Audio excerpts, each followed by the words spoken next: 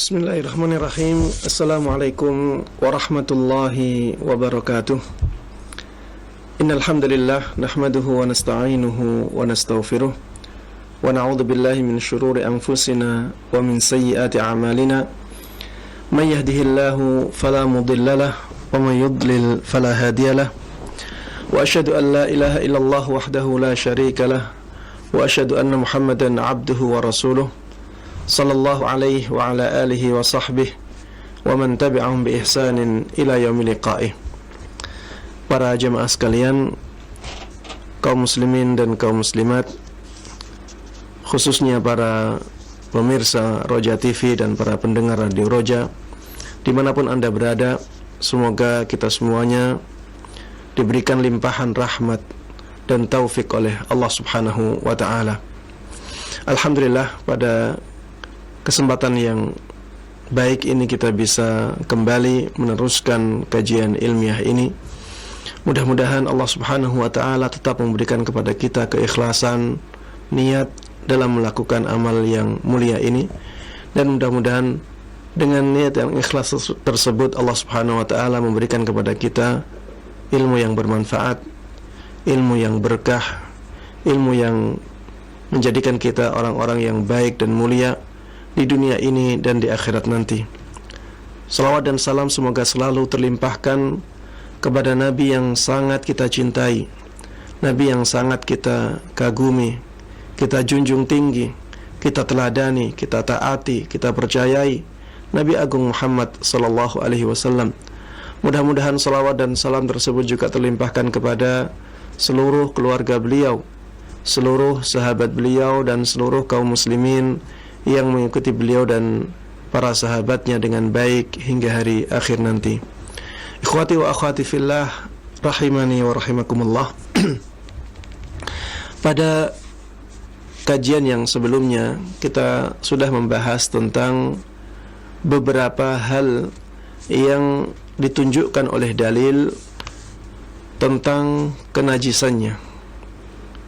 Ya, kita juga sudah singgung sebelumnya bahwa pada asalnya segala sesuatu itu suci. Hukum asal dari segala sesuatu itu suci. Kita tidak boleh mengatakan bahwa sesuatu itu najis kecuali ada dalil yang menjelaskan tentang kenajisannya. Makanya yang perlu kita ketahui adalah apa saja yang ditunjukkan oleh dalil bahwa itu najis, karena yang sisanya adalah suci. Dan kita alhamdulillah sudah membahas beberapa hal tersebut, ya. Di antaranya yang pertama kita bahas kemarin tentang kotoran manusia, ya, baik yang keluar dari jalan depan ataupun yang keluar dari jalan belakang, ya. Ada dalil-dalil yang menunjukkan tentang kenajisannya. Kemudian kita juga sudah membahas tentang darah haid. Darah haid disepakati oleh para ulama tentang kenajisannya. Begitu pula kotoran hewan yang haram dimakan, ya, kotoran hewan yang haram dimakan, ada dalil yang menunjukkan kenajisannya, karena Rasulullah SAW pernah diberikan kotoran himar yang telah kering untuk digunakan istinja. Beliau mengatakan fa innahu riks, sesungguhnya kotoran hewan himar itu atau keledai itu adalah najis, ya. Karena keledai ini hewan yang haram dimakan, maka para ulama mengatakan semua hewan yang haram dimakan kotorannya pun hukumnya sama, yaitu najis. Kita juga sudah membahas tentang air liur anjing. Bahkan air liur anjing ini najisnya najis mughalladah, najis yang berat. Makanya membasuhnya harus 7 kali. Salah satunya dicampuri dengan tanah atau pasir atau debu.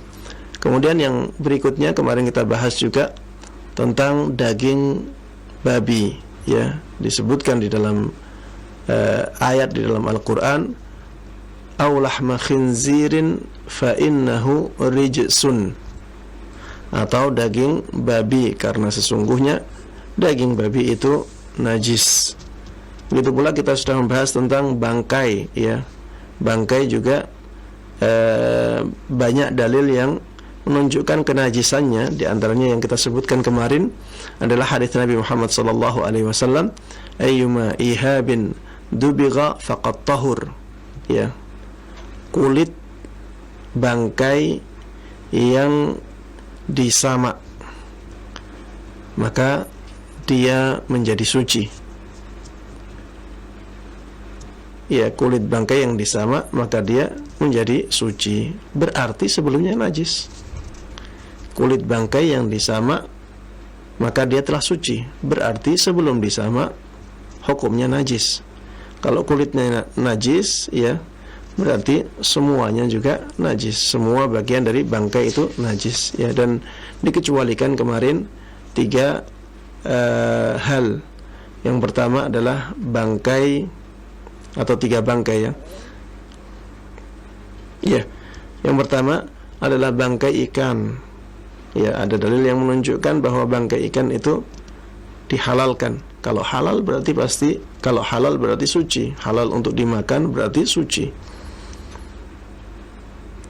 Kalau halal dimakan berarti suci. Bukan sebaliknya. Tidak semua yang diharamkan itu najis, tapi semua yang dihalalkan untuk dimakan pasti suci. Ya, ini kaidah-kaidah seperti ini harus kita pahami dengan baik, ya. Semua yang halal dimakan itu pasti suci. Tidak semua yang haram dimakan itu najis. Semua yang najis itu haram dimakan. Semua yang najis itu haram dimakan. Tidak semua yang suci itu halal dimakan. Ya. Taib. Dikecualikan dari bangkai adalah bangkai ikan yang pertama, kemudian bangkai belalang, ya. Kemudian yang ketiga yang kemarin kita sebutkan adalah bangkai hewan yang dikatakan oleh para ulama la damalahu sa'il. Hewan yang tidak mempunyai darah yang mengalir. Hewan yang tidak mempunyai darah yang mengalir. Kalau mungkin dibahasakan dengan lebih sederhana, mungkin hewan-hewan kecil, ya. Hewan-hewan kecil. Makanya para ulama ketika mencontohkan masalah ini atau hewan-hewan ini, mereka menyebutkan semut, ya. Mereka juga menyebutkan lebah. Mereka juga menyebutkan lalat. Kemudian mereka juga menyebutkan kupu-kupu, ya. Mungkin kecoa masuk di sini juga. Kecoa masuk di sini juga. Hewan-hewan serangga yang kecil, ya, bisa masuk dalam kategori mala damalahu sa'il. Ya, hewan yang tidak punya darah yang mengalir, ya. Ini istilahnya orang di zaman dahulu. Tidak punya darah mengalir ini secara sekilas, ya. Bukan secara keilmuan di zaman ini yang sudah sangat detail, ya. Yang tidak kelihatan darah mengalir pun sebenarnya ada darah yang mengalir di tubuh hewan itu. Tapi ini istilah orang-orang di zaman dahulu yang menghukumi sesuatu secara sekilas saja. Taib. Kalau kita bahasakan dengan lebih sederhana sebagaimana saya sebutkan tadi, ya, hewan serangga yang tergolong kecil. Taib. Kemudian dikecualikan dari najisnya bangkai adalah, ini menurut sebagian ulama, ya, dan ini yang ana lihat dalilnya lebih kuat, tulang, kemudian tanduk, kemudian kukunya, kuku bangkai, kemudian rambut bangkai, kemudian bulu, ya, bulu bangkai seperti bulu ayam, ya. Ini dikecualikan dari najisnya bangkai, ya. Dan ini kemarin sudah saya bahas kenapa dikecualikan dari kenajisan bangkai, karena ini adalah benda-benda yang dianggap kering, ya, benda-benda yang dianggap kering. Jadi tidak perlu dibersihkan seperti kulit yang harus disamak. Ya, kulit bangkai bisa kita manfaatkan, tapi harus disamak dahulu, dibersihkan dahulu dari kotoran-kotoran yang melekat, ya, berupa gajihnya, berupa daging yang melekat di situ. Ini harus dibersihkan dahulu sampai dia benar-benar bersih, ya, benar-benar murni kulit yang ya bisa kering tersebut. Sehingga kulit yang asalnya tadi najis karena ada beberapa bagian yang bukan kulit yang menempel di situ, sekarang menjadi suci setelah bagian-bagian itu hilang. Dan pada tulang tidak ada bagian-bagian itu, ya. Kalau ada berarti harus dibersihkan juga bagian-bagian itu. Begitu pula di rambut bangkai, begitu pula di tanduk bangkai, begitu pula di kuku bangkai, ya. Dan di sini disebutkan, ya, Imam Bukhari rahimahullahu taala di dalam kitab sahihnya mengatakan, qala Az-Zuhri, Imam Az-Zuhri mengatakan, fi 'idhamil maitah, yang berkaitan dengan tulangnya bangkai, nahwal fili wa ghairih, seperti tulangnya gajah ataupun yang lain. Yang Az-Zuhri mengatakan tentang hal ini, adraktu nasan minas salafil ulama, aku telah menemui atau mendapati banyak orang dari para ulama salaf yang tasyituna biha, mereka menggunakan tulang-tulang dari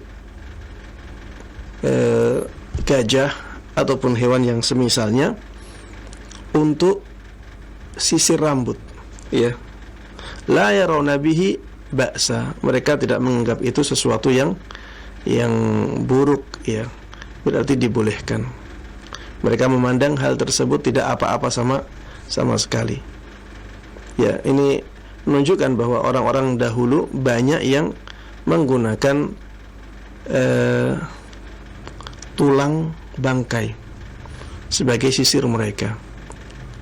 Ya, dan ini menunjukkan bahwa mereka menganggap bahwa tulang bangkai itu tidak najis. Dan ini kata-katanya min salafil ulama, dari para ulama salaf, ya. Taib. Yang berikutnya adalah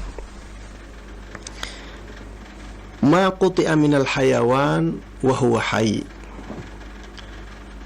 termasuk di antara sesuatu yang dijelaskan kenajisannya oleh dalil syariat adalah organ tubuh hewan yang masih hidup ketika dia terpisah dari hewannya. Organ yang terpisah dari hewan sedangkan hewannya masih hidup, ini dihukumi sebagai bangkai, dan bangkai itu najis, ya. Bangkai itu najis.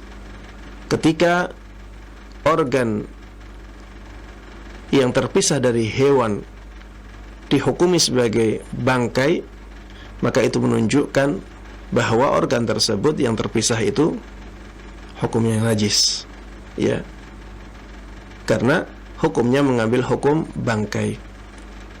Hal ini sebagaimana dijelaskan oleh Nabi kita Muhammad sallallahu alaihi wasallam, ma quti'a minal bahimati wa huwa hayyun wa hiya hayyun fahuwa maitatun.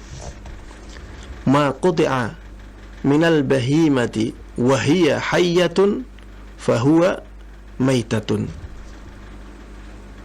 Organ yang terpisah dari hewan yang masih hidup, ya, maka dia adalah bangkai.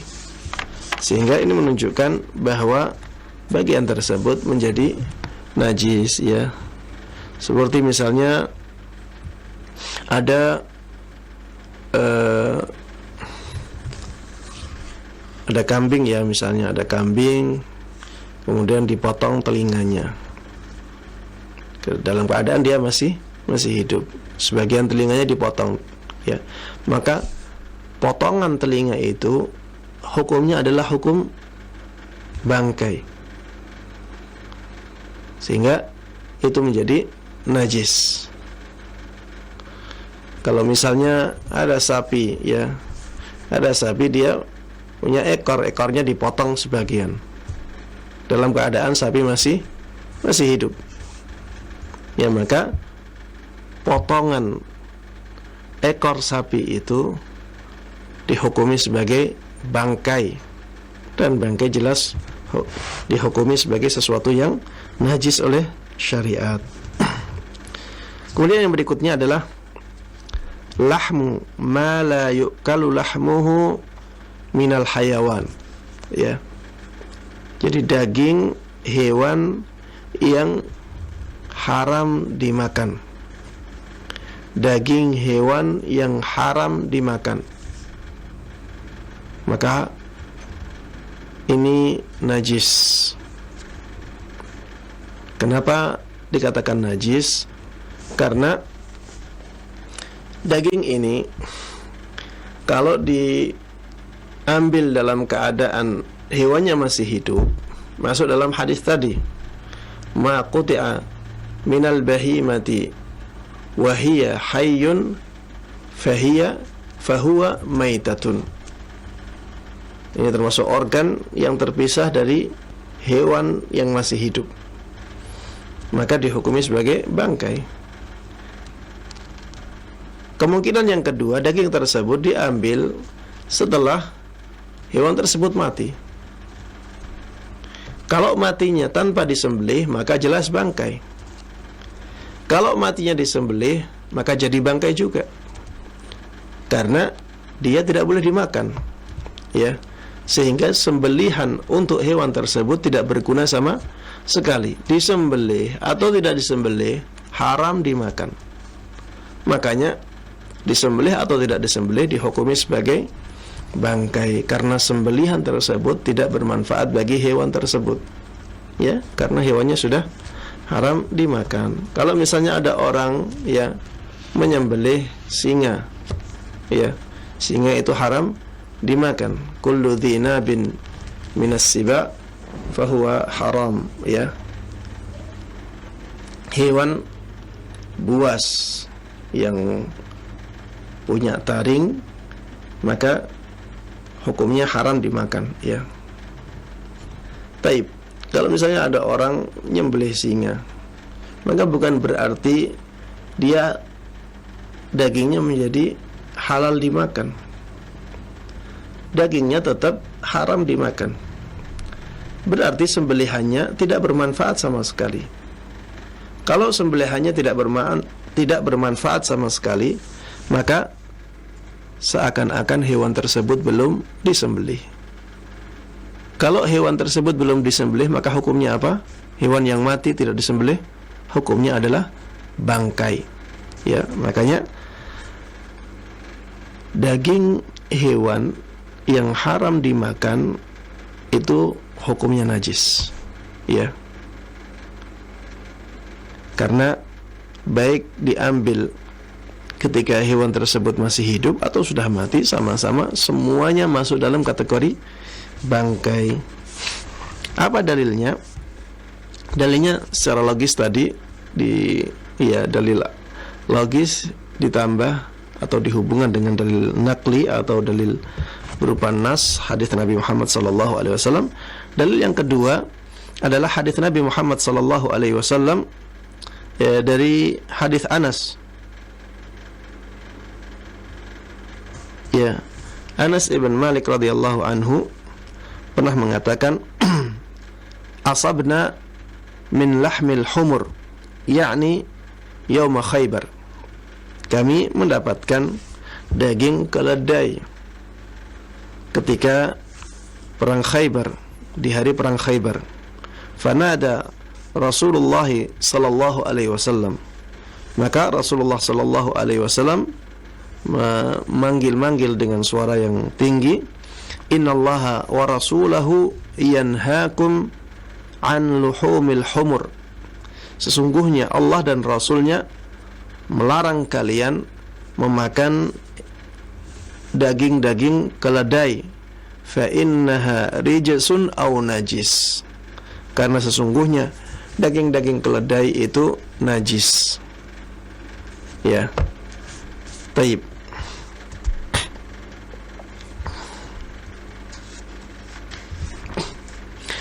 Ketika daging keledai najis dan kita tahu bahwa keledai itu dagingnya haram dimakan, maka semua hewan yang dagingnya diharamkan mengambil hukumnya daging keledai. Maka semua daging dari hewan yang haram dimakan hukumnya mengambil hukum daging keledai. Itu menjadi najis. Wallahu ta'ala a'lam. Taib. Permasalahan yang berikutnya yang disampaikan oleh mu'alif di sini adalah permasalahan mani. Taib. Apakah mani itu najis ataukah mani itu suci? Ini diperselisihkan oleh para ulama hukumnya. Ada yang mengatakan mani itu najis, ada yang mengatakan mani itu suci, ya. Dan ini yang berbeda pendapat adalah para imam, ya, bukan orang-orang biasa. Sehingga khilaf atau perbedaan pendapat dalam masalah ini adalah perbedaan pendapat yang mu'tabar, ya. Kita harus saling menghormati, ya, perbedaan atau pendapat-pendapat yang ada dalam masalah ini. Pendapat yang pertama, pendapat yang mengatakan bahwa mani itu najis. Ini pendapatnya Imam Abu Hanifah rahimahullahu ta'ala, dan pendapatnya Imam Malik rahimahullahu ta'ala. Begitu pula Imam Ahmad dalam salah satu riwayatnya, ya. Mereka adalah ulama-ulama besar, ya, dalam sejarah Islam. Mereka mengatakan bahwa mani itu najis. Dalilnya adalah hadis Aisyah radhiyallahu anha, ibunda kita kaum mukminin. Ibunda kita Aisyah radhiyallahu anha pernah ditanya tentang mani yang mengenai baju. Maka ibunda kita Aisyah radhiyallahu anha mengatakan, kuntu aghsiluhu min thawbi Rasulillah sallallahu alaihi wasallam. Aku dulu mencucinya dari baju atau pakaian Rasulullah sallallahu alaihi wasallam. Fayakhruju ila shalah. Maka setelah itu beliau pergi menuju salat. Taib. Di sini ibunda kita Aisyah radhiyallahu anha mengatakan, aku dulu mencucinya. Dan termasuk di antara petunjuk bahwa sesuatu itu najis ketika sesuatu itu dicuci, ya. Ketika sesuatu itu disuci. Makanya di sini mu'alif mengatakan wal ghuslu la yakunu illa li syai'in najis. Ya, membasuh tidaklah dilakukan kecuali untuk sesuatu yang najis. Membasuh sesuatu tidaklah dilakukan kecuali untuk sesuatu yang najis. Ketika ibunda kita Aisyah radhiyallahu anha mengatakan, aku dulu mencucinya dari pakaian Rasulullah sallallahu alaihi wasallam, kemudian Rasulullah pergi menuju salat. Ini menunjukkan bahwa mani itu najis karena ternyata ibunda kita mencucinya. Ya, ini dalil yang cukup kuat yang disampaikan oleh para imam kita. Tapi pendapat yang kedua adalah pendapat yang mengatakan bahwa mani itu suci. Pendapat ini dipilih oleh imam kita, Imam Syafi'i rahimahullahu ta'ala, dan dipilih oleh Imam Ahmad dalam riwayat yang paling sahihnya. Salah satu riwayat yang riwayat ini lebih sahih dari Imam Ahmad rahimahullahu ta'ala. Apa dalilnya? Dalilnya juga hadis dari ibunda kita Aisyah radhiyallahu anha. Ketika beliau menjelaskan tentang mani, beliau mengatakan, kuntu afrukuhu min thawbi Rasulillah sallallahu alaihi wasallam. Dulu aku membersihkan dengan tangan, ya. Kalau bahasa Jawanya mengerik. Jadi kalau mani itu kering, bisa dibersihkan dengan tangan. Mani itu kering di baju, ya, ada bekasnya itu bisa dihilangkan dengan tangan, bisa dihilangkan dengan tangan. Namun tidak semua bekasnya hilang dengan tangan, ada sisanya. Dan ibunda kita Aisyah radhiyallahu anha hanya menghilangkan bekas-bekas yang bisa dihilangkan oleh tangan beliau, tidak mencucinya. Di dalam hadis ini tidak disebutkan beliau mencucinya. Ini menunjukkan bahwa mani itu tidak najis. Kalau misalnya kita kompromikan dengan hadis yang tadi yang dipakai dalil oleh Imam Abu Hanifah, Imam Malik, dan Imam Ahmad dalam salah satu riwayatnya, maka kita katakan bahwa kadang-kadang ibunda kita Aisyah radhiyallahu anha mencucinya. Kadang-kadang beliau tidak mencucinya, tapi cukup dengan menghilangkan bekas yang bisa dihilangkan dengan tangan saja. Kalau kita katakan demikian, berarti mani memang tidak najis. Ya, kalau kita katakan demikian berarti mani tidak najis. Kenapa? Kalau najis harusnya selalu dicuci. Kalau kadang-kadang tidak dicuci oleh ibunda kita, tapi hanya dihilangkan bekas yang bisa dihilangkan dengan tangan saat kering, maka berarti mani itu tidak najis. Memang sebaiknya dicuci, tapi kalau tidak dicuci pun tidak ada masalah. Sehingga pendapat yang kedua ini lebih kuat, wallahu ta'ala a'lam. Ya, pendapat yang mengatakan bahwa mani itu suci lebih kuat, apalagi dikuatkan dengan hukum asal dari segala sesuatu itu suci. Pada asalnya segala sesuatu itu suci sampai ada dalil yang menunjukkan bahwa sesuatu itu najis. Dan ketika ada dalil yang dipakai namun kurang begitu kuat, maka kita kembalikan pada hukum asal. Hukum asalnya suci. Apalagi mani ini cairan yang di dalamnya ada sebab kehidupan kita. Di dalamnya ada cairan, di dalam cairan ini ada sel sperma, ya, makhluk hidup yang dari situlah kita menjadi ada. Kalau dikatakan ini najis, maka sangat tidak pas dengan keadaan manusia yang dimuliakan oleh Allah Subhanahu wa ta'ala. Walaqad karramna bani Adam. Kami benar-benar telah memuliakan anak Adam. Tidak kurang selaras dengan ayat di dalam Al-Quran, di dalam surat At-Tin, wat-tini waz-zaituni wa turi sinin, laqad khalaqnal insana wa hadzal baladil amin, laqad khalaqnal insana fi ahsani taqwim. Kami benar-benar telah menciptakan manusia dalam keadaan yang paling bagus, ya, dalam keadaan yang paling bagus.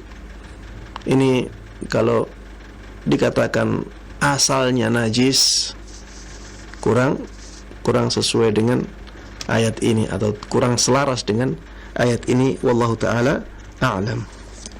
Yang mungkin perlu disinggung di sini adalah yang keluar dari jalan depan, ya, itu ada banyak jenis kencing keluar dari jalan depan, ya. Ada mani, ada madhi, ada wadi.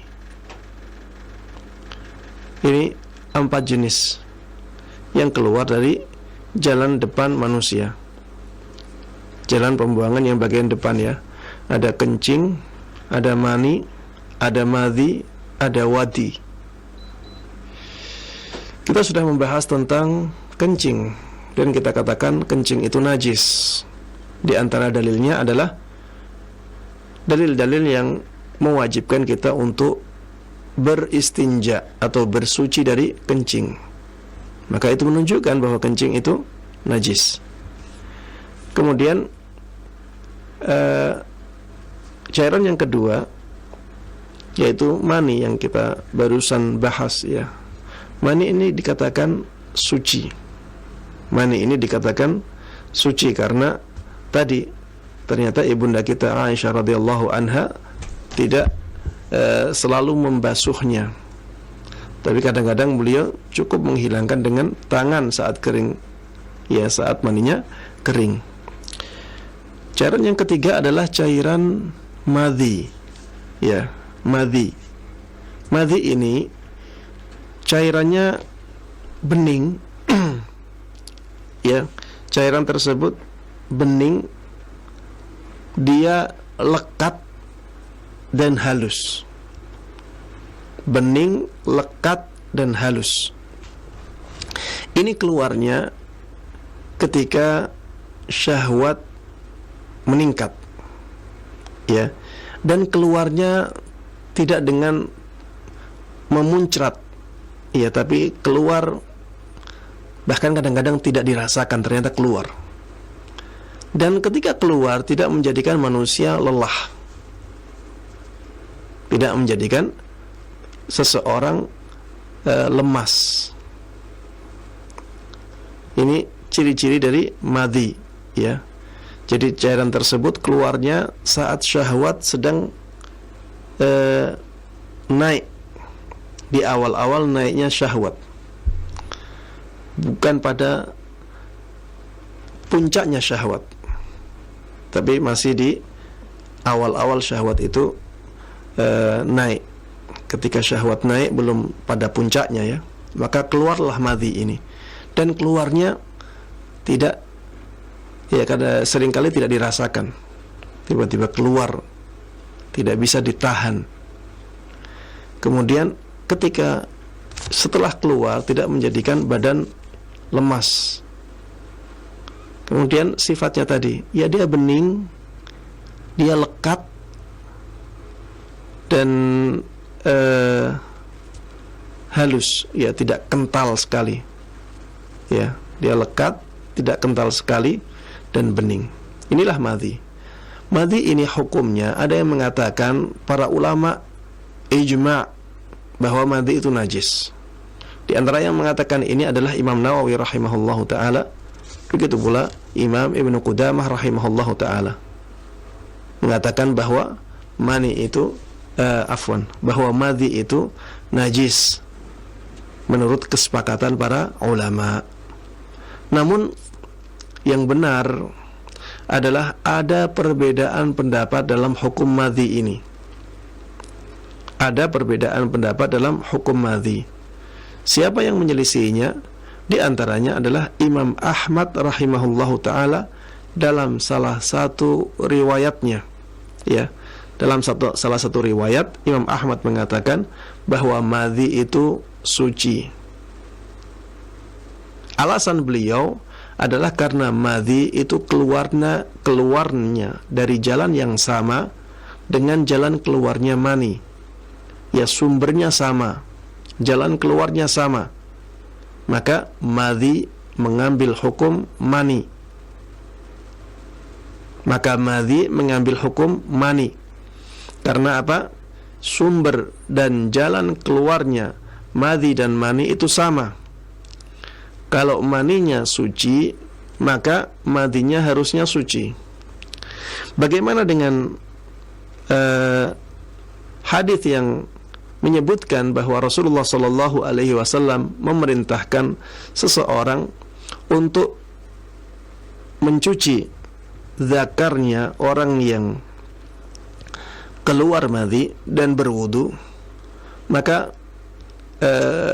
ulama yang berpendapat dengan pendapat ini mengatakan bahwa yang pertama yang diperintahkan untuk membasuh di situ, untuk dibasuh di situ adalah zakarnya, bukan madhinya. Sehingga ini tidak menunjukkan bahwa madhinya najis. Dan perintah untuk membasuh zakar di situ bisa jadi untuk mendinginkan zakarnya agar madhinya tidak keluar terus-menerus. Ini jawaban yang pertama. Jawaban yang kedua, bisa dikatakan bahwa perintah tersebut adalah perintah anjuran, bukan perintah kewajiban. Ya, bukan perintah yang mewajibkan. Walaupun pada asalnya perintah itu menunjukkan hukum wajib. Tapi di sini dikatakan perintah tersebut perintah yang berupa anjuran saja karena alasan tadi, bahwa mani dan madhi itu sumber dan jalan keluarnya sama, maka harusnya hukumnya sama. Apalagi di zaman ini, ya, bisa dibuktikan di zaman ini bahwa madhi itu bagian dari mani. Bahwa madhi itu bagian dari mani. Jadi sebenarnya madhi dan mani itu sama. Hanya saja mani itu lebih lengkap, ya, lebih lengkap unsurnya.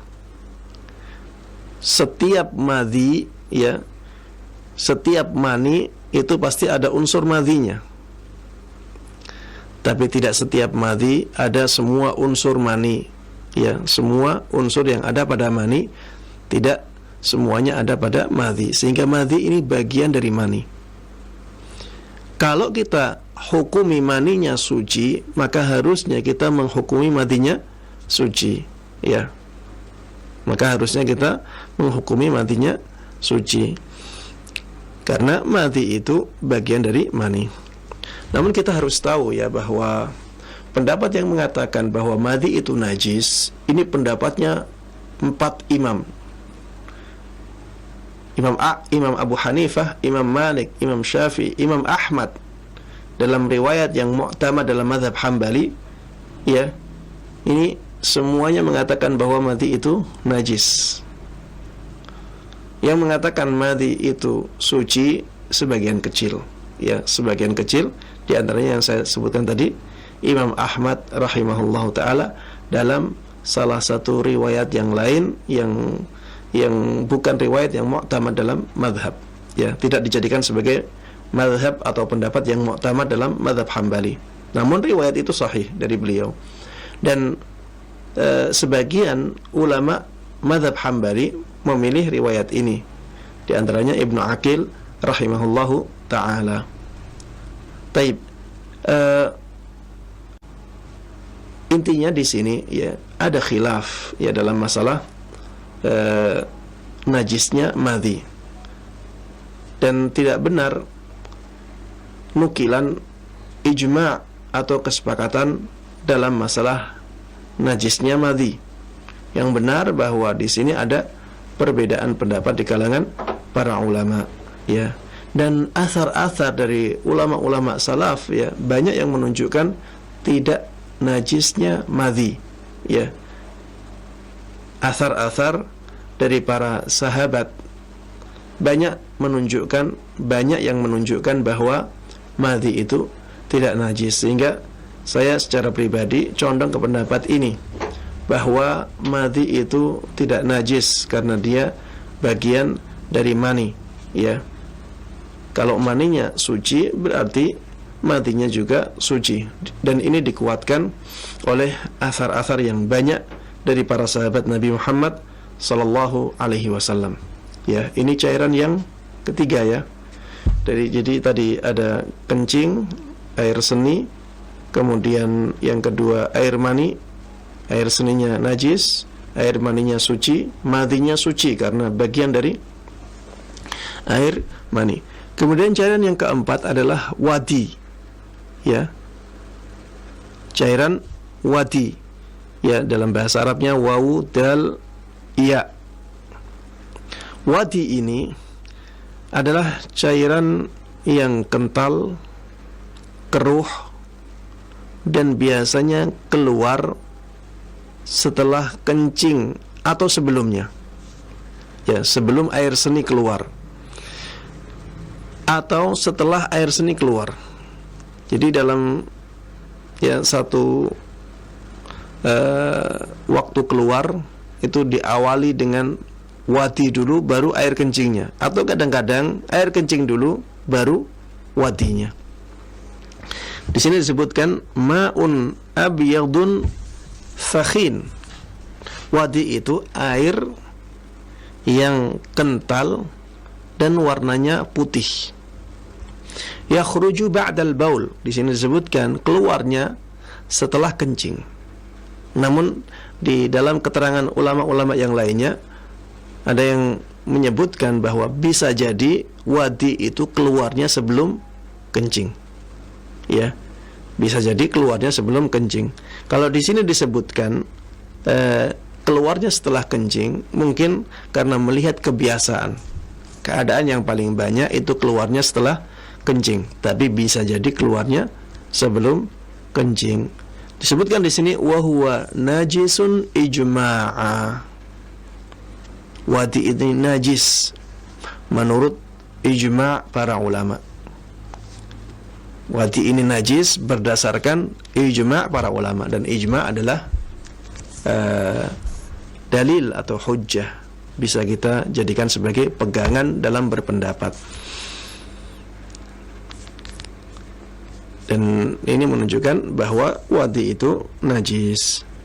Sehingga dari 4 cairan yang keluar dari jalan depan manusia, maka kita bisa menyimpulkan bahwa yang 2 najis, yang 2 suci. 2 yang najis adalah air seni dan wadi, kemudian 2 yang suci adalah air mani dan madhi. Wallahu ta'ala a'lam. Baik. Demikian, ya, karena waktu sudah hampir jam 7, ya, dan harus ada sesi tanya jawab. Ana akhiri kajian ini sampai di sini, ya. Mudah-mudahan apa yang kita dapatkan bermanfaat bagi kita semuanya. Mudah-mudahan Allah berkahi ilmu kita, dan mudah-mudahan Allah Subhanahu wa ta'ala memberikan taufiknya kepada kita untuk bisa mengamalkan ilmu-ilmu yang sampai kepada kita dengan baik dan mudah, dan juga bisa kita sebarkan kepada orang lain. Amin amin ya rabbal alamin. Wa sallallahu wa sallama wa baraka ala nabiyyina Muhammadin wa ala alihi wa sahbihi wa man tabi'ahum bi ihsanin ila yaumiddin. Walhamdulillah.